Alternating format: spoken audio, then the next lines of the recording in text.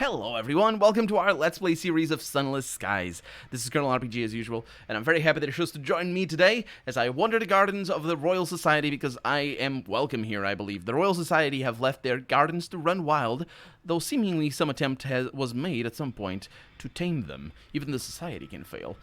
Wild gardens? That sounds lovely, actually. I got a sky story from that. Nice. The gardens were an early attempt by the Society to stamp their mark upon the sky.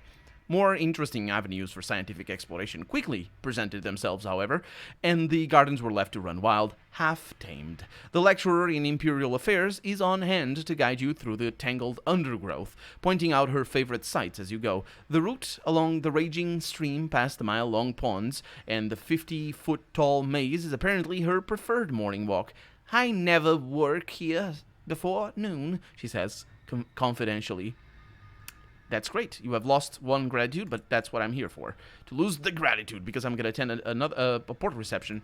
There are always achievements to celebrate at the Royal Port Society. New publications, new inventions, new colleagues. Her Majesty's scientific work is never done. And I got, I'm briefly without terror. I lost a bunch of terror from that. And I lost the welcome, but that's fine. I have other things to do. Over here, a few odd captains mingle in the palatial ballroom with astronomers, engineers, and scientists. Conversation is stilted, but the cheese and biscuits are plentiful, as is the port. The mellifluous president attempts to tell jokes.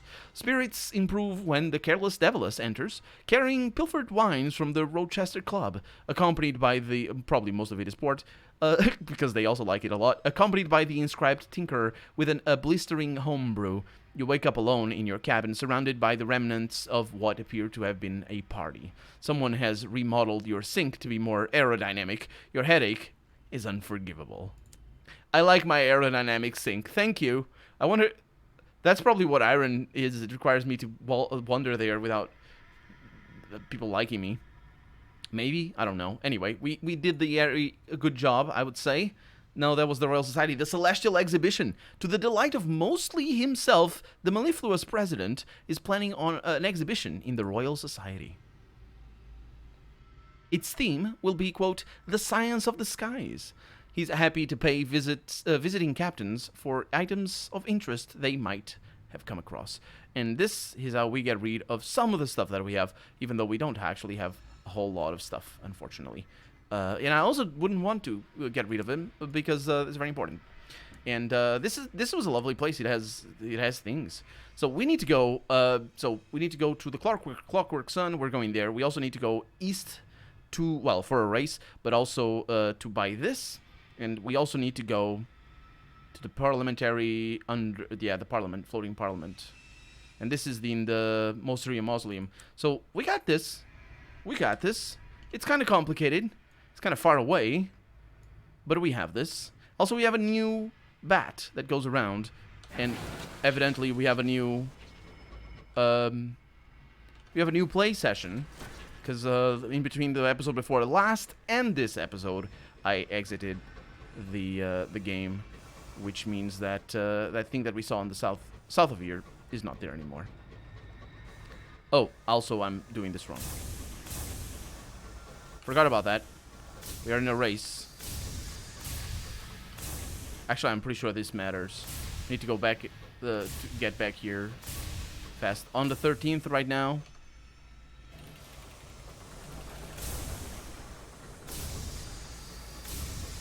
Okay.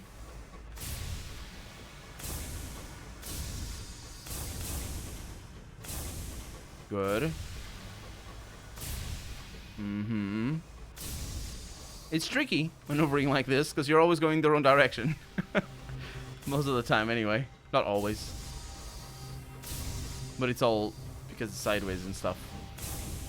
I'm pretty sure it's a lot faster. It feels a lot faster. Okay, we have something up ahead, but I don't think I have a cannery, and I'm pretty sure that's what I need. Nope, it is just a place. Oh! Vacant habitations molder here. Another of Albion's failed expansions. Dang it. I'm not going there. Okay, that's our new flyer. And also there might be things in here. This is all new. Your scout has discovered something. Probably not gonna get that. Didn't mean to take damage, by the way, if you're wondering. Also, this is nasty because we're gonna get seen by the sun, and that is a bad thing. Send the bat out. The Clockwork Sun fills your windows. Ooh. Okay. Its light is as blank and starched. Oh my god. Oh, that's a terror. Please don't do that. I don't know what that sound is. I don't like it. Is this the Clockwork Sun? This place is awful. Why would they do this? Okay, I don't know what this is. I think it is the outer places of the Clockwork Sun. Okay. The Rat Brigade salutes the Clockwork Sun. A patriotic tear wells in Albrecht's eye. Eye. Single eye. Okay, we're arriving.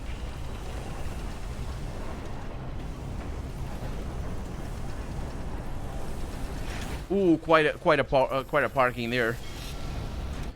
Okay, so now we are gonna make money. Clockwork Sun, I don't need to do that. I need to go over here. I need to go over here and sell these. Absolutely, there it is. The dazzled sequencer thumbs through the books with little interest. I'm sure these will do, although some of them seem frivolous. I prefer hymns myself.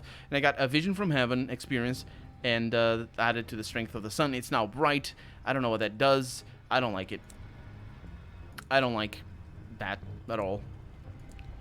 So I can buy that. Okay, let's go in Sunspur over here. Wasn't it Azimuth?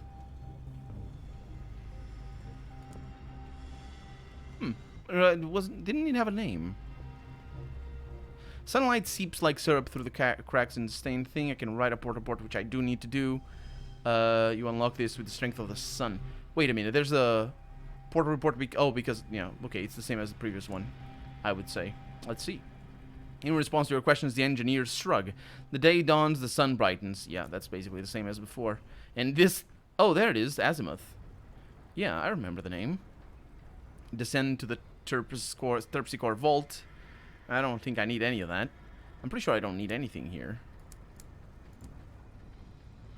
Scavenging with the Dawn Rats. A nervous face whispers to you from behind a bulkhead. That's a special one.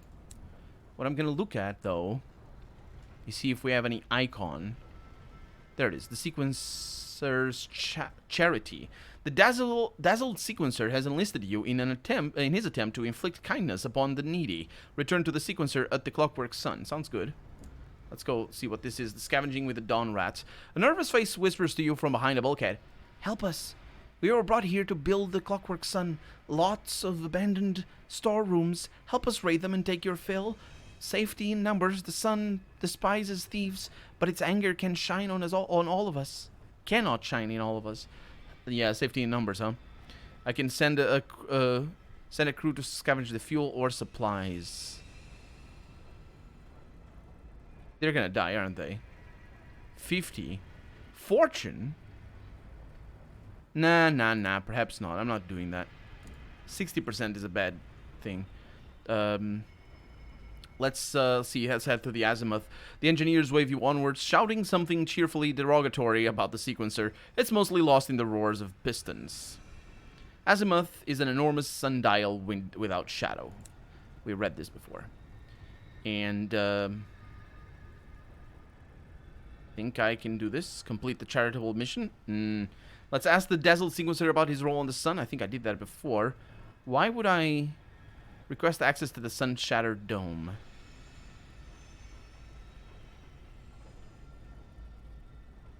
And you can't do that unless you have less than 100, or less or equal to 100 terror. Basically, because this will give you terror. Anyway, I'm not going to do that, because I don't need to go there. Actually, isn't that the one that we have to have suits? I think it is. You successfully delivered the manuals to Brabazon, no doubt transforming 600 lives for better.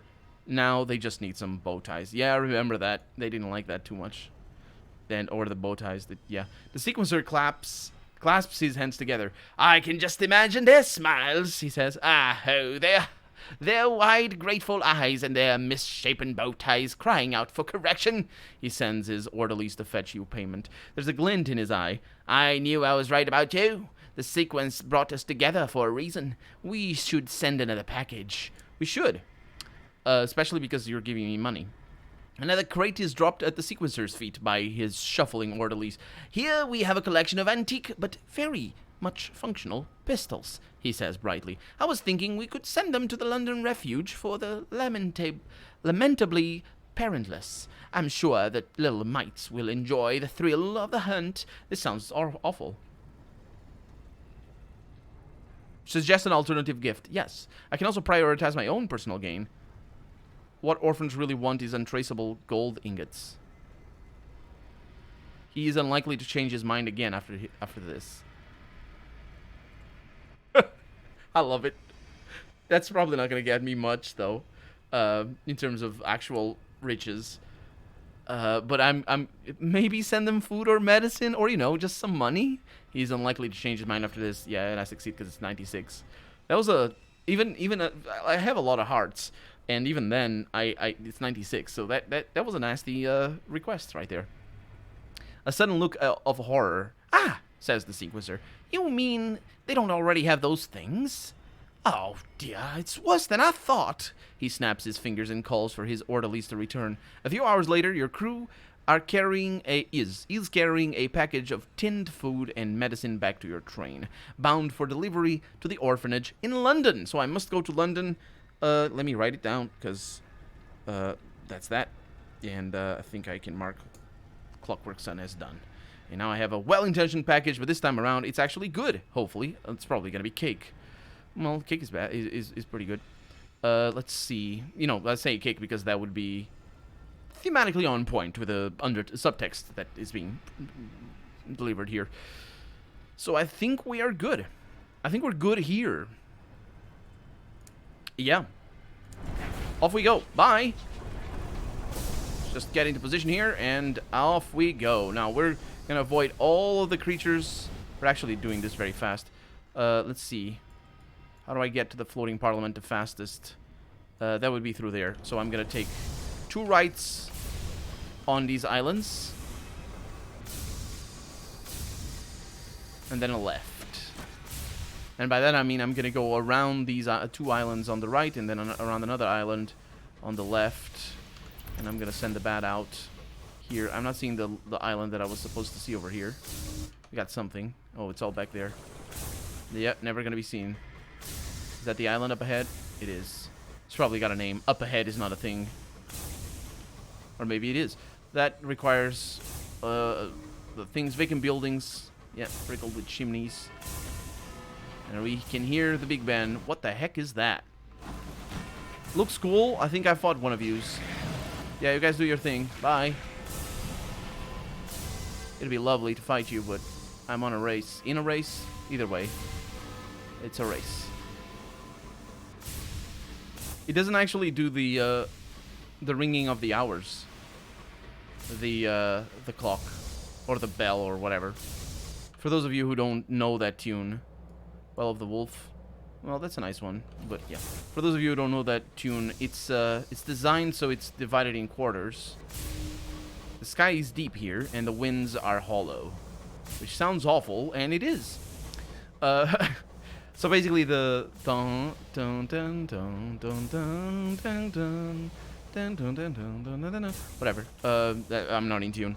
But basically, there's 2 versions of that. I think that one. There's another one that's more, I think that's religious in its root. Another song. I'm not sure if that one is either, but that one is the more common, more traditional one. So it's divided in 4 segments, and each quarter of a segment, I should say, is a quarter of an hour. So if you hear just the first half of the song, it's the half an hour. But you don't know what hour it is because it doesn't say anything. It doesn't sing anything or do anything after that. If you hear just a quarter of it, it's a quarter of an hour past what hour you don't know. So you need to know more or less what hour it is. That's a quarter. That's half. 3/4. And you know that it's the clock. Or it's o'clock. And now the bell would ring. Tang, tang. However many hours it would be. On the up to 12. I don't like that. Please don't do any of the things that you're doing. Okay. That thing is awful looking. Seriously. Now, I've killed those already, so it's not a big loss that I'm not killing them. Even though I would be killing them. If I weren't on a bit of a...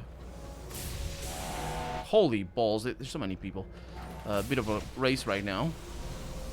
I almost could kill you, mate. This is bad.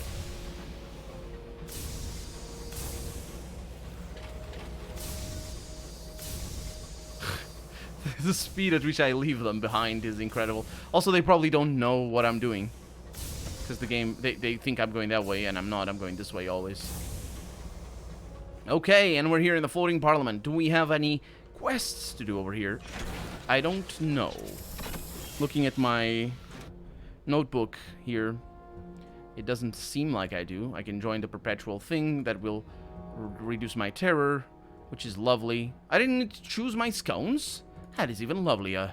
Okay, so now we can buy these, which is important, because we have to take 3. 1, 2, 3. Thank you very much. To where is that? The mausoleum. That sounds good. And also, I need these. Oh, I'm just gonna leave her some, but I couldn't buy more, so I can sell them for quite a lot of money, actually. That's lovely. So these will. I don't know if they're gonna disappear after 8 days, but at least I made some money out of that. And we're holding steady on the 3,000. Observe the people's perpetual protest. Find the race marshal, of course. Lord Rochester is propping himself up at the estranged bar. He needs to confirm you've reached the floating parliament. And it reduces terror? That's fantastic. I also gain supplies, which is also fantastic. Lord Rochester regards you with bleary-eyed delight. How sensational, he brays, with rather more S's than our usual. Jolly glad you made it. Care for a tipple? He shakes his head. No, you'd best be on your way. He waves you back to your engine, but not before thrusting a few bottles into your arms for the return leg. Absolutely. Just, yeah. So I would like to buy some of that, because we are going north on our way back, basically. And I can observe, but I can't do much. I still have this guy. If we could go to London, that'd be a good thing, because I think I have something there. But the problem is I need to go over there. So what I'm going to do is I'm going to go here, reduce my terror a little bit, and then go straight to the mausoleum. Now, that's not the fastest way, but then on our way back south, we should be capable of, like we got here in like a week. So we have 3 more weeks. I'm not too concerned about the future of our race here. This is more of a rally, not so much of a race. There's a distinction. Ah! Dang it, I thought it's the momentum. Okay, that guy's aggressive. My god.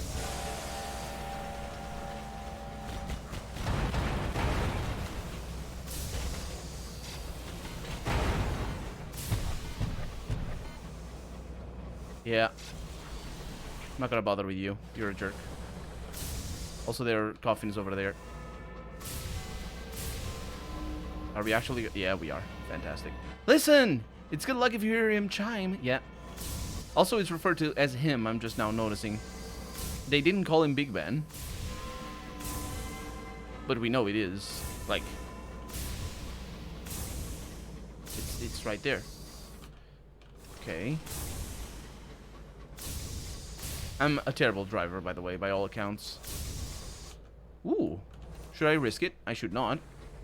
I don't want to go up that way. A bleak place high and windy is a weathered moor. Sorry, not a weathered moor, a heathered moor. That sounds lovely. I want to be in a heathered moor. I want to have a house in a heathered moor. In general, moors Diablo 2 has spoiled me for not spoiled me for Moors. I mean, romanticized, I guess, the notion of Moors for me. Diablo 2 has.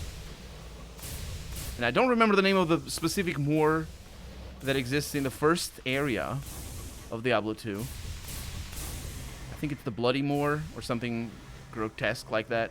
I say grotesque, it's not grotesque. Macabre? Yeah, something like that. It's Diablo 2 after all. Everything is bloody and bad and many things. But it's all amazing and I love it. In large part because of the soundtrack. All done by Matt Ullman. He hasn't done much recently, unfortunately. Still around, he is. Ooh, we have those things. I don't want those things. That's for Sky Stories. Not that I wouldn't want them. Actually, is it? Can't see. Something grave. Let's not. Vacant buildings. Yeah, let's not bother with that. I don't know what you do.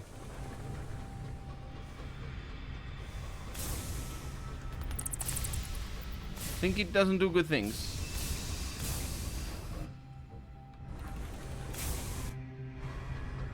Successful expedition, but it didn't really do much apart from that.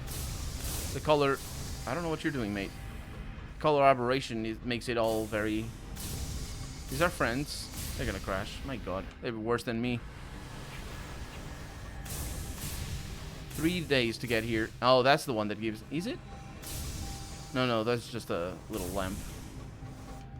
In the vast expense. Are we actually... Yeah, we're going the right direction. Graves as far as you can see. And I'll be able to buy supplies and fuel from here. Mostly fuel as of right now. But both... I knew I was going to be alright, but we're down to our last barrel. Actually, that's not true. We're down to our second last barrel. Because it says one over there. I know it's confusing. I was confused for a long time as well. Okay, we're arriving. And we have some quests to do over here. I think I'll take the opportunity to... Well, I should be able to get a little bit of reduced terror just by arriving. But I also can reduce that for very cheap to 0. I think I've got my terror a little bit under control now. It really wasn't before. And here we are in the most serene mausoleum. Attend a funeral. Go for it. Attend a Skysayer funeral. That's good, isn't it?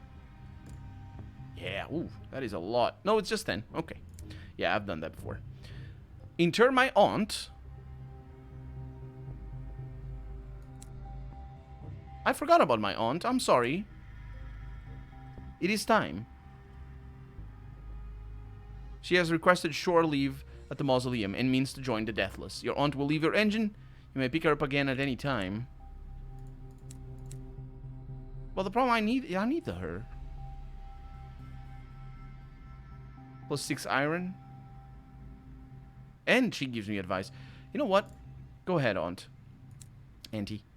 Your aunt adjusts her horrible veil and beams at you. Remember, I shall be listening very carefully to your eulogy, she informs you before being led away into the mausoleum. The funeral passes in a haze of sherry and fortified wine. Again, port. Your aunt's, not necessarily port, but port is fortified wine. Your aunt's service to the crown is remembered, as are her many contributions to civic life. When the priest forgets a few, your aunt reminds him in a loud stage whisper from within her ceremonial coffin. And then it is over. Your aunt has joined the Deathless for a probationary period. As she tells you afterwards, she is free to, quote, bunk off whenever she fancies. After all, who will tell her no? Your aunt resides among the hushed sepulchres of the most serene mausoleum as one of the deathless few. She has been given a generous apartment, the decor of which she has thoroughly ruined with brightly colored antimacassars, and I have no idea what that means, and little china ornaments. I don't hold with Neo-Gothic, she informed you. Neo-Gothic, I think, is Victorian style. Largely inspired by... Victorian style is its own thing, but it's largely inspired by Neo-Gothic. When you passed comment, she said that, okay. I can ask her to curry favor with the other deathless. That sounds like a lovely time. Or to gather barrels of unseasoned hours. That I don't need that. Let's do that. While she's here, she might as well be useful. Your aunt giggles. It is an alarming noise. I love that. Because it's absolutely... Oh, I love it. I love it. It's so out of the ordinary, but it works so well. I have preempted you. She directs your attention to her diary. What once was a slim notebook is now bulging with timetables, folded up sheets of paper, and what might be a small bottle of sherry. I have appointments already. Do you know I was finishing school with the counselor? Your aunt's eyes gleam. I don't think she remembers, but she will. And now 30 days will have to pass until she has more for me. I can visit her again, I suppose. I can collect her while she's doing that. I suppose that's fine. Let's go to the nave. Look for inscribed... Oh, for the inscribed tinkerer's soul. Sigil, actually. Oh, right, because this is one of the quests that we have to do over here. I can contemplate the dead sun from here as well. Does that reduce... Does that... No, that increases terror. I can approach the deathless. This is the one that reduces terror. I don't really need it. Although, it's free, so I should. No, it isn't. I need to pay 3. Yeah, so I shouldn't. I mean, I could, but it doesn't matter. Because we're probably going to reduce our terror in other ways. So let's look for the inscribed Tinkerer's Sigil. The walls are adorned with all manner of ornamentation. Oh, I'm doing that then. You follow the Tinkerer's instructions. A quiet window off a landing below the upper vault. Far below, mourners and courtiers, all in black silk, wander the nave like a host of spiders. You take out a magnifying glass provided and turn your attention to the walls. Some quick thinking on your engineer's part doused the worst of the flames. The correspondence often has spectacular side effects. Your notebook has survived, with your drawing of the many, many identical broken sigils that adorn the gallery that looks out for over the dead star below. That all happened in between 2 paragraphs right there. You have discovered the Tinkerer's Sigil, returned her to the Royal Society, found the sigil. That's that?